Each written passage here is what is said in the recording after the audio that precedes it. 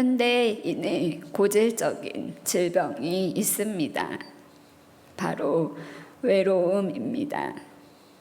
내 주변에 사람들이 많이 있더라도 정작 나를 이해해주는 사람은 찾기 어렵습니다.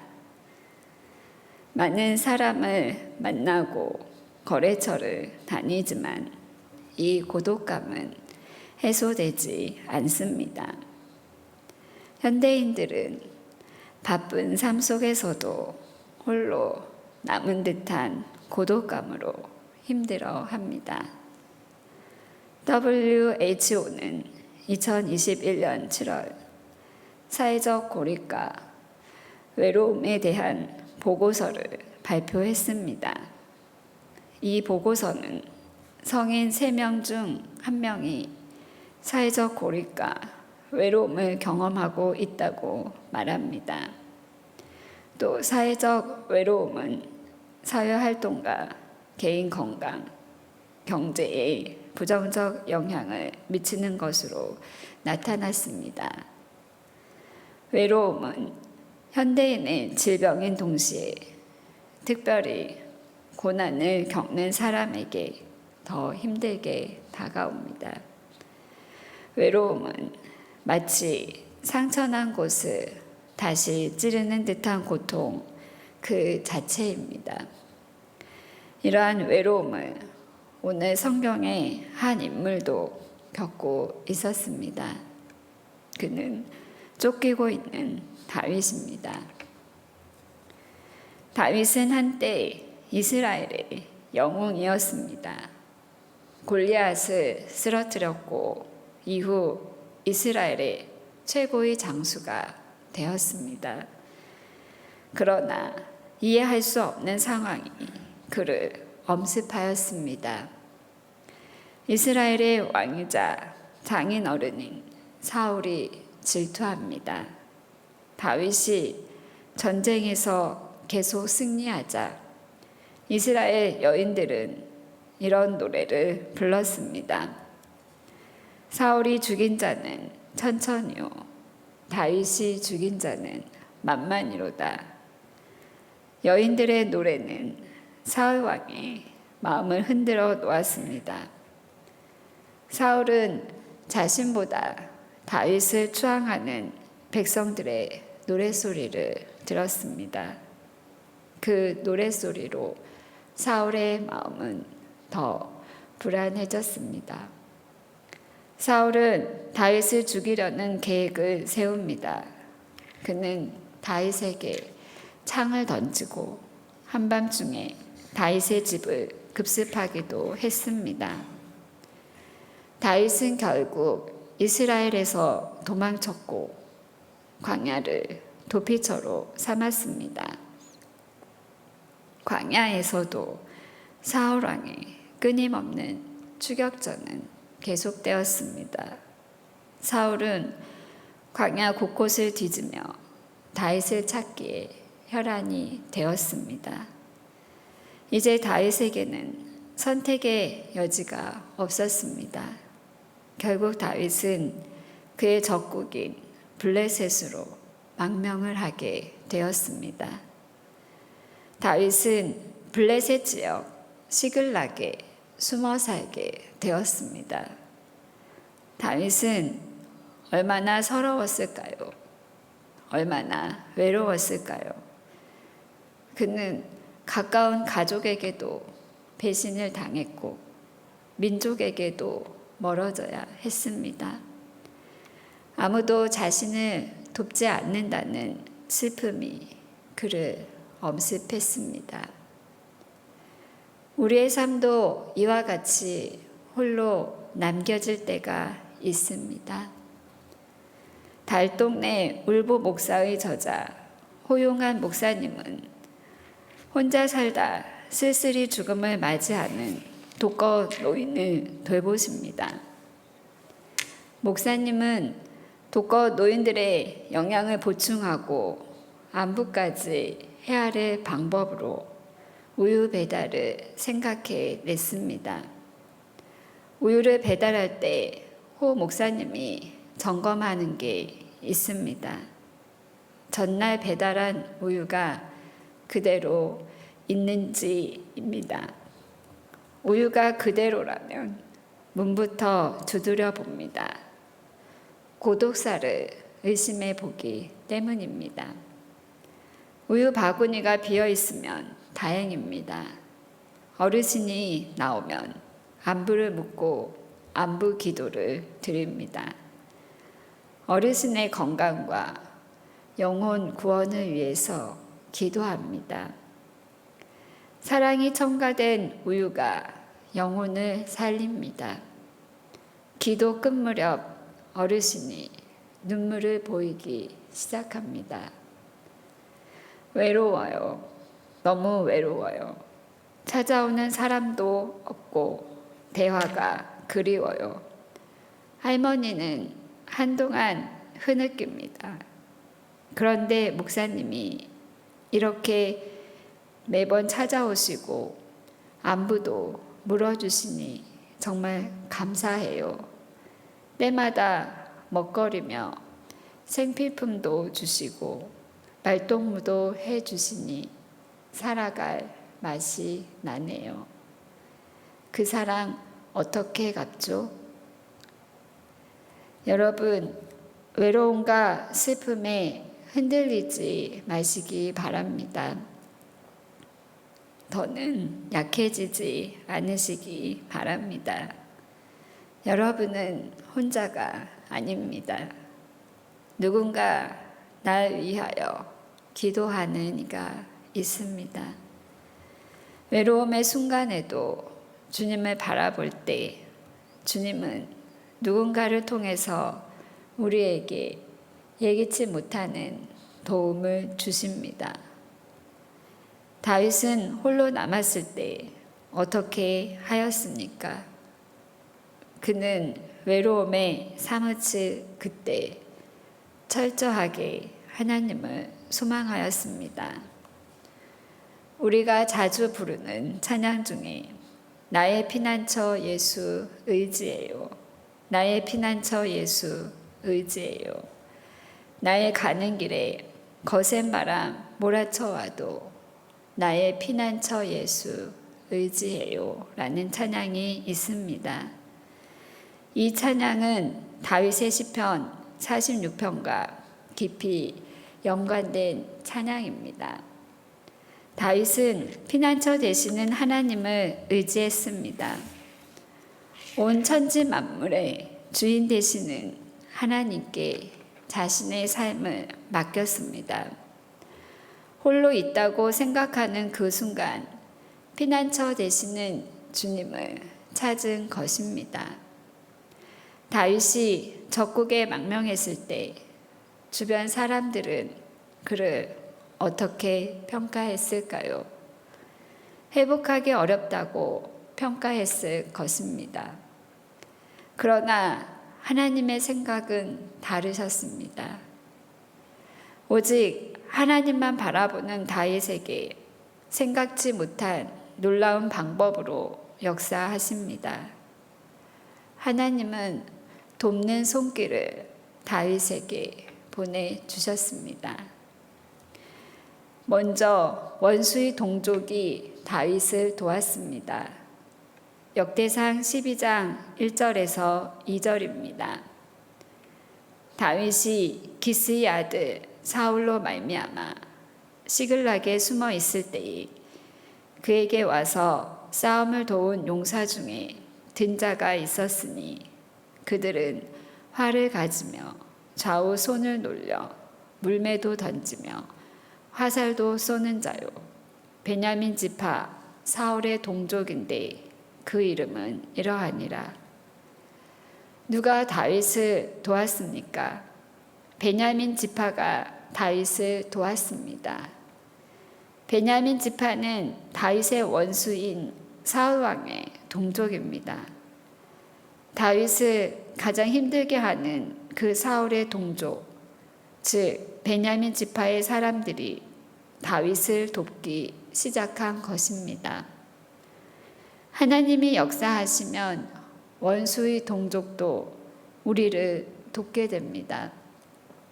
안 될 것 같고 막힐 것 같고 쓰러질 것 같아도 하나님은 전혀 예상치 못한 방법으로 역사하십니다. 우리에게 원수를 통해서라도 다시 일어나는 은혜를 주십니다. 2차 세계대전 중에 오스카 신들러라는 독일인이 있었습니다. 신들러는 당시 유대인이 경영하는 그릇 공장을 인수하였습니다. 신들러는 공장을 인수하기 위해 나치 당원이 되었습니다.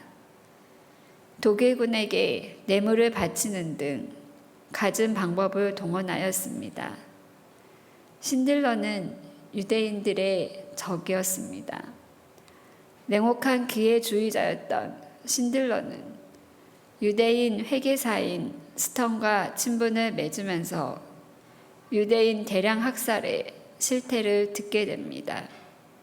그때 그의 마음은 흔들리기 시작했습니다.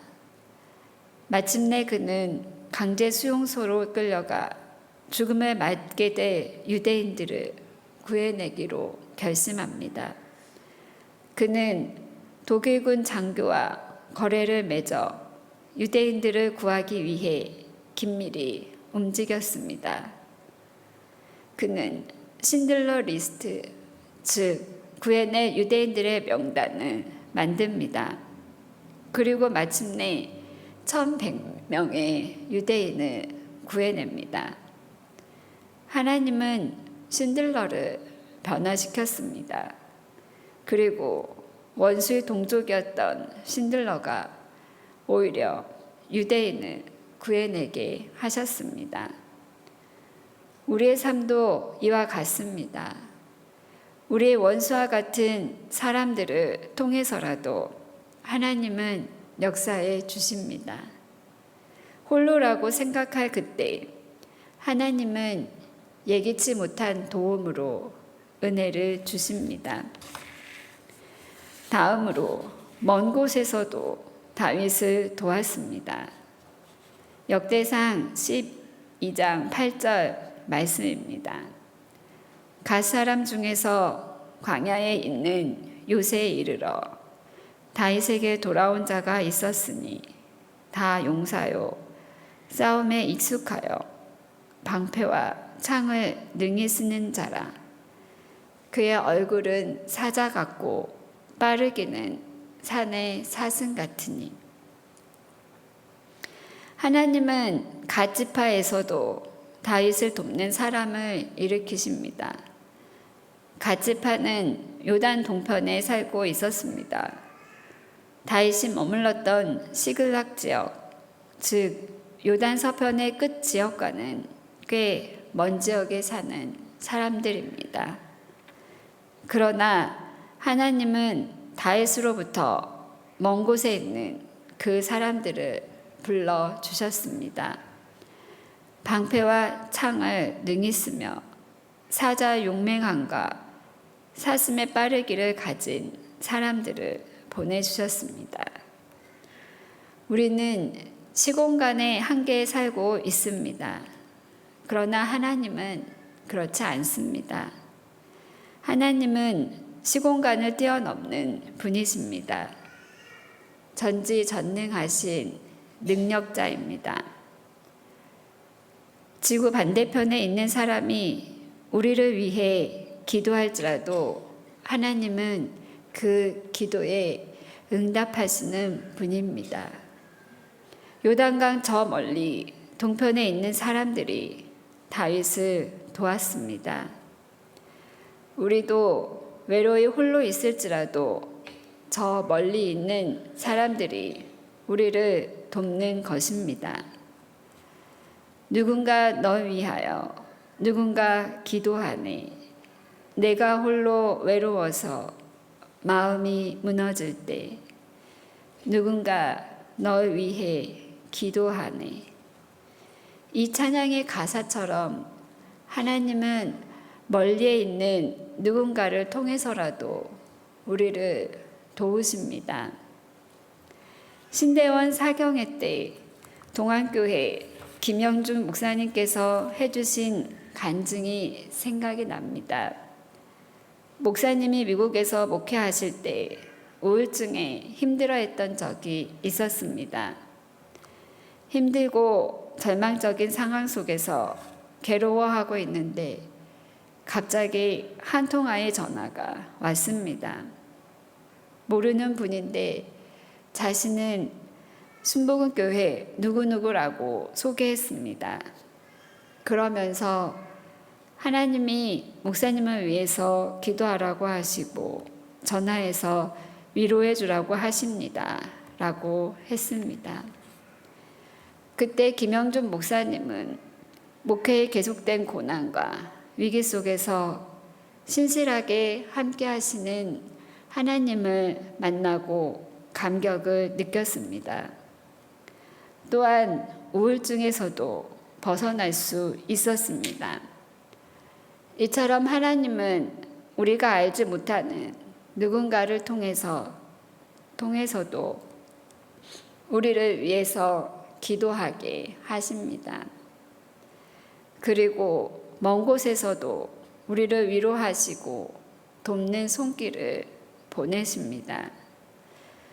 우리가 홀로라고 생각할 때 누군가 여러분을 위해 기도하고 있음을 기억하시기 바랍니다. 홀로 있는 우리를 위해 함께하는 사람이 있음을 기억하시기 바랍니다. 그 무엇보다 여러분의 작은 신음에도 응답하시는 주님이 함께 계심을 잊지 마시기 바랍니다. 하나님은 다윗을 도우셨습니다. 홀로 외로움에 놓여 있을 때 돕는 손길을 보내주셨습니다. 여러분, 외로우십니까? 고난 중에 고독하십니까? 그러나 포기하지 마십시오. 하나님을 바라보십시오.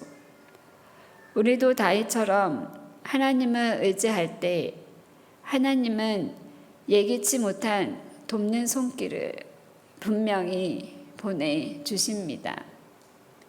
세상은 우리를 돕지 못하지만 전능하신 하나님이 우리를 도우십니다. 쫓기는 다윗에게 장수의 우두머리 아마새가 오늘 본문에서 고백합니다. 당신도 평안하고 당신을 돕는 자에게 평안이 있을지니 이는 당신의 하나님이 당신을 도우심이니이다. 장수의 우두머리인 아마새가 다윗에게 무엇이라고 고백합니까? 하나님이 다윗, 당신을 도우시는 것을 제가 분명히 보았습니다.